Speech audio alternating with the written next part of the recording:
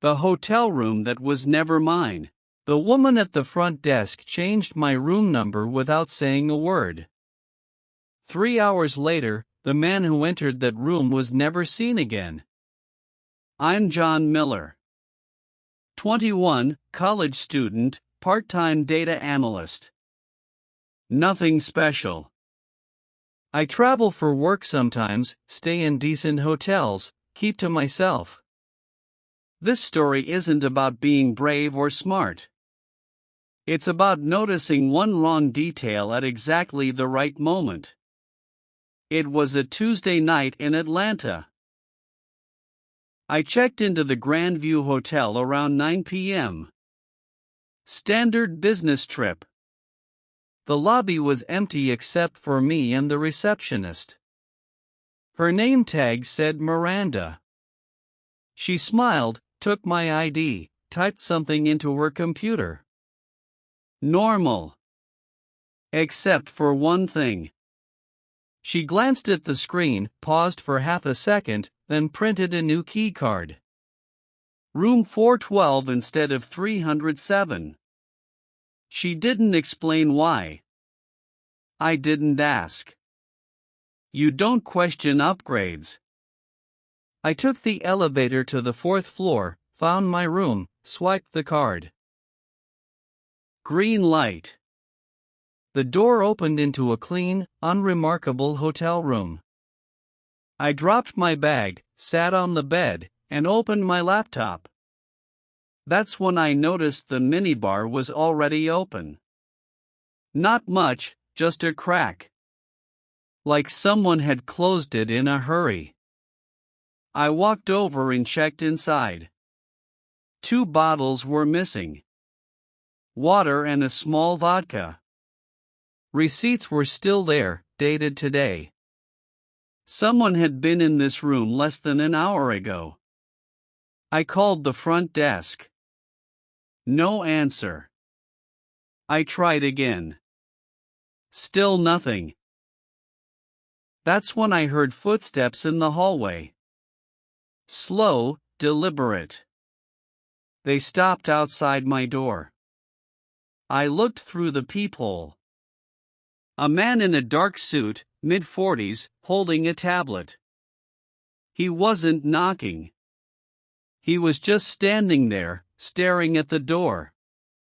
Then he pulled out a phone, said something I couldn't hear, and walked away. I didn't sleep that night. At 6 a.m., I went downstairs to check out early. Miranda was gone. A different guy was at the desk. I asked him why my room had been changed. He looked confused. We don't show any room change, sir. You were always in 412.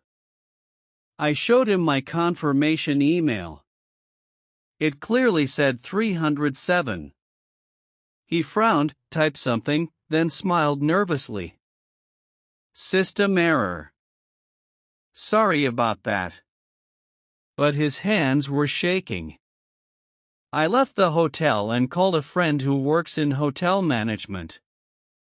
I described what happened. He went quiet for a moment, then said, John, if they changed your room without telling you and there's no record of it, someone wanted you in that specific room. Or someone else out of it. That's when it hit me. Room 307. I pulled up the hotel's website on my phone and searched for news. Nothing recent. Then I tried local police reports. That's when I found it. A missing person case from 2 months ago. A journalist named David Brennan had disappeared from the Grandview Hotel. Last known location, room 307. I went back to the hotel that afternoon. Not inside, just the parking lot. I watched the entrance for an hour. At 2:47 p.m., I saw him. The man in the dark suit. He walked in with 2 others. They weren't police. they moved like private security. One of them was carrying a duffel bag. I didn't go to the police. I didn't post about it online. I just left Atlanta and never came back. But here's what I learned: when a system changes something without explanation, it's not a mistake. It's a decision. And that decision was made by someone who knew exactly what they were doing.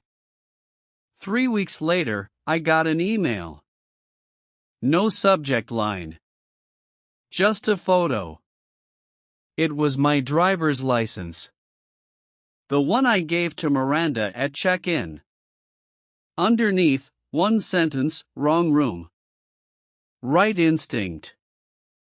I never found out what happened to David Brennan. I never found out who those men were. But I know this. If I had stayed in that room, if I hadn't noticed the minibar, if I hadn't left early, I wouldn't be telling you this story. Because here's the thing about being a target. You don't always know you are one.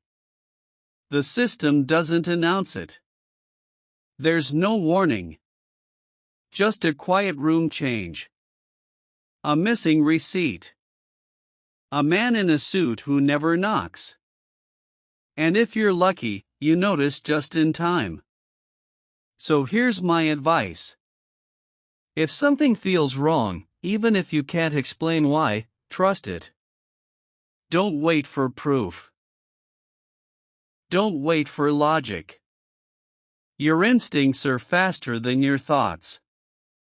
And in a world where systems can rewrite your reality with a keystroke, that half-second of doubt might be the only thing that saves you. Pay attention to the details no one else sees. Question the things that seem too smooth. And remember, not every threat wears a mask. Sometimes it wears a smile and hands you a keycard to a room that was never really yours.